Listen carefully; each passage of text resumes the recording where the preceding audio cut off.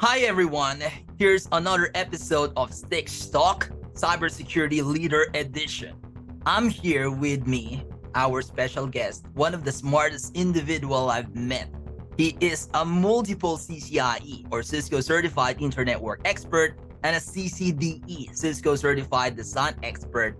It's a highly technical individual, now a cybersecurity leader.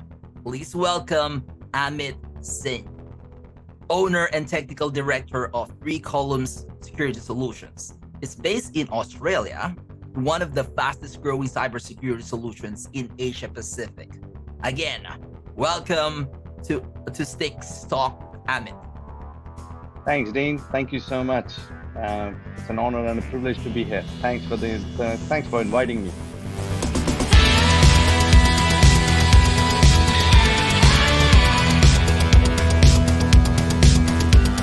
Okay, so let's talk about your company, Three Columns.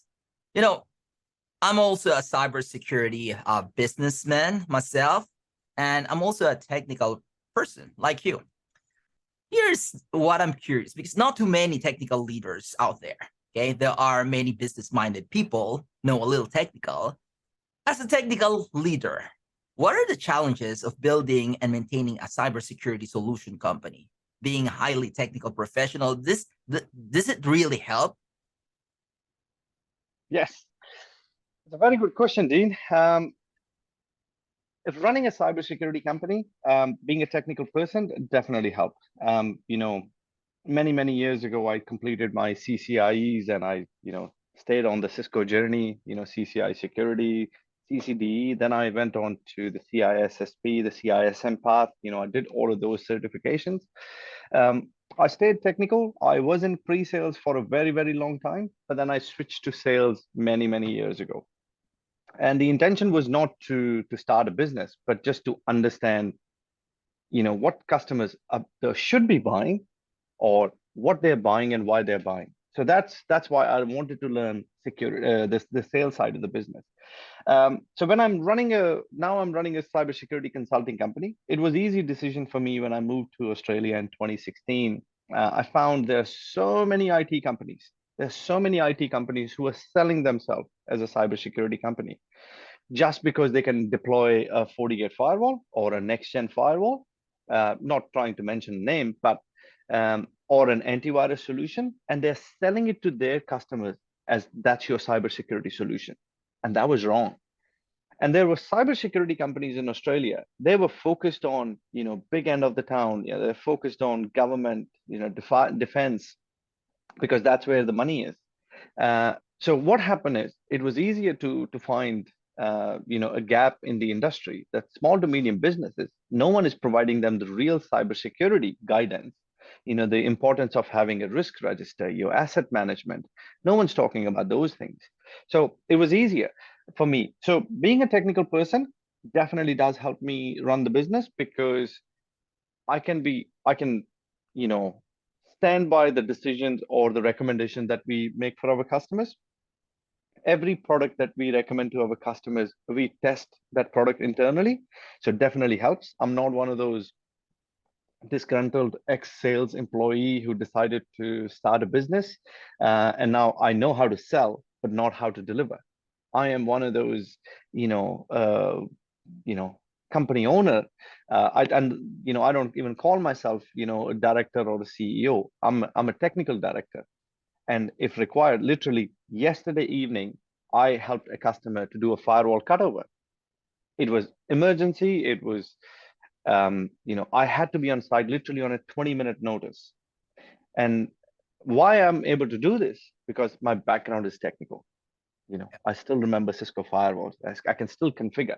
So being a technical person definitely helps, but sometimes just the technical knowledge doesn't help. You have to run a business, you have to have an open mind to understand not what you want to sell to the customer, why they should buy it. You should be able to explain it to your customers.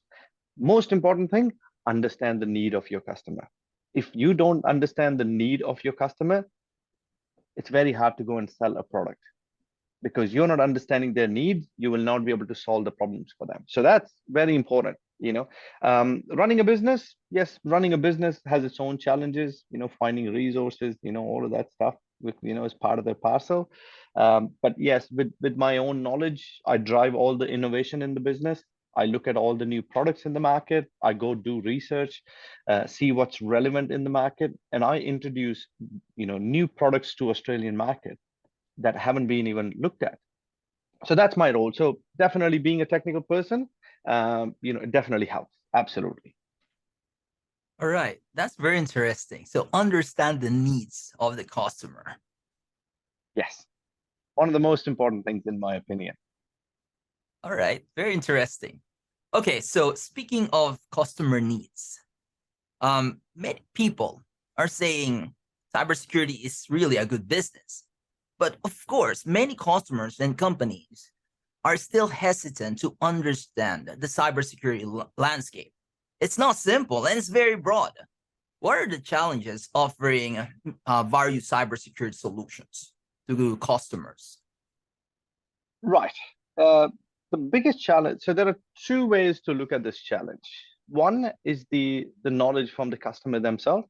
Sometimes they don't understand what's required, and sometimes we have to sit down and spread the knowledge and educate them that this needs to be done and why it needs to be done.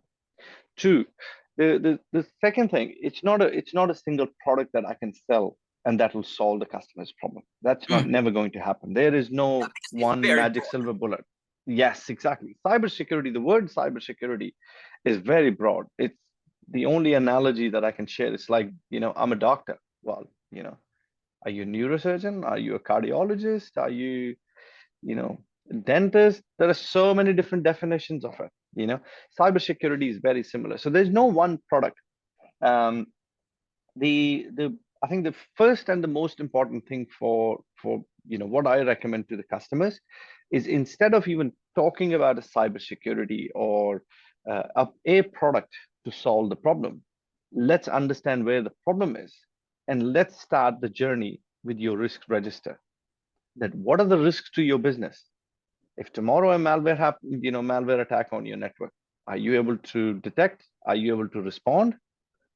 Do you have that capability in place?